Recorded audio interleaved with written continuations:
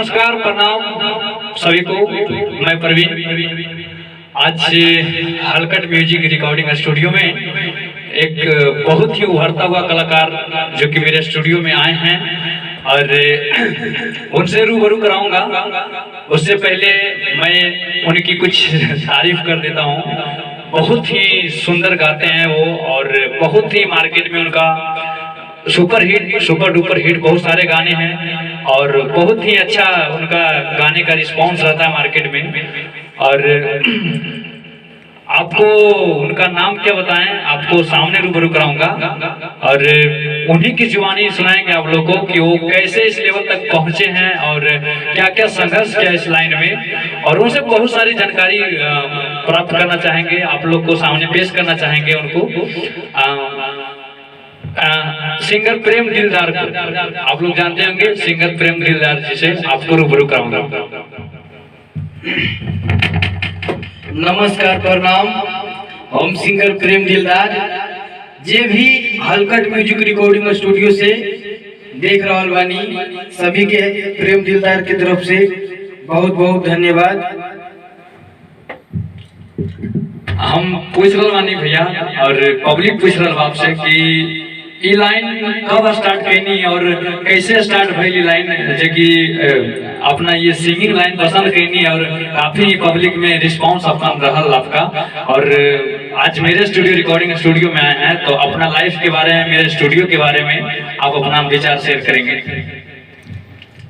मेरा जो है बचपने से शौक था, बचपने से हमको बहुत मतलब इसमें आने का मतलब मन था। जब शुरू बार खेसारी भैया का गाना निकला था, पिया ड्राइवर हो, सुने और बहुत बचपन से ही मतलब गाते थे। स्कूल में जब हम पढ़ते थे ना पहला क्लास में, तो सब लोग अंतराक्षरी जब खेलते हैं तो हम खेलते थे ना, तो हम अकेले सबको हरा देते थे अकेले। तो सब बोला कि भाई तुम बहुत आगे जाएगा, मेहनत करो। और जब हम स्टेज पे मतलब चढ़ के गाते थे ना, तो हमारे पापा मम्मी बोलते थे यही सब करेगा, यही सब बहुत मतलब पिटाते थे।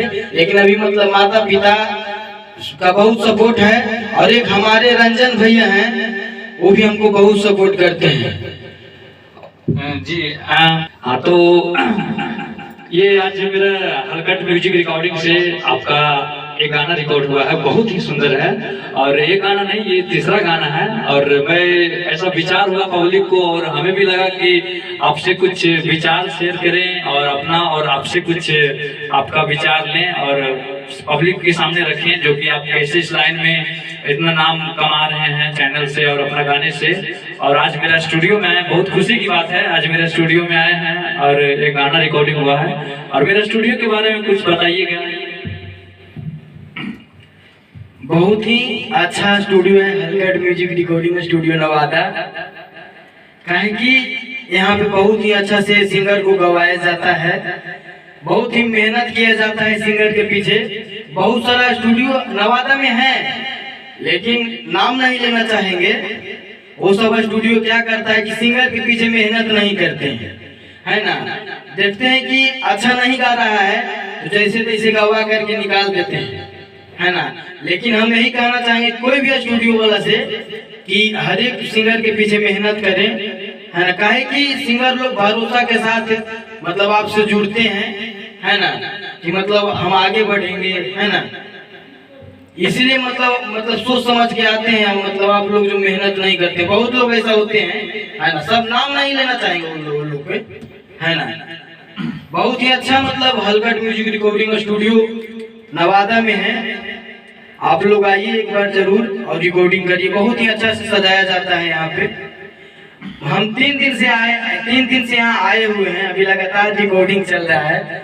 अभी यहीं रहिए रहे हैं, थोड़ा बजा दीजिएगा वो लगन में। देखिए मतलब अभी रिकॉर्डिंग हुआ जो सुना रहे हैं आपको जी। तो आप लोग के जैसे बताएं कि इनका गाना रिकॉर्डिंग हुआ है, एक भक्ति देवी भक्ति सॉन्ग विदाई गीत हुआ है, बहुत ही सुंदर है। आप लोग को एक लाइन सुनाना चाहेंगे और उसके बाद आप लोग को YouTube पे 2 दिन के बाद देखने के लिए मिल जाएगा और उसका वीडियो भी बन रहा है। बहुत सारे गाने वीडियो के साथ आप लोग को देखने को मिलेगा। फिलहाल आपको ये गाना सुनाते हैं, सुनेगा।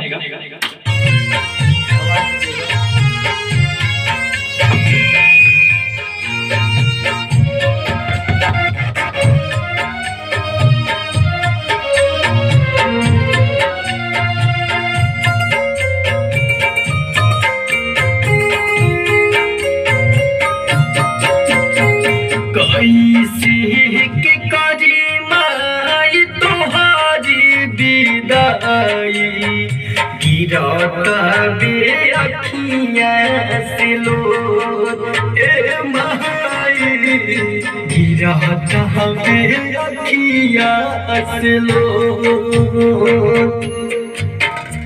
तुहरा बिना हम कैसे रहब तुहरा बिना हम कैसे रहब काहे जहात बारू हम छोड़ ए माई गिरता बे अखियाँ से लोर।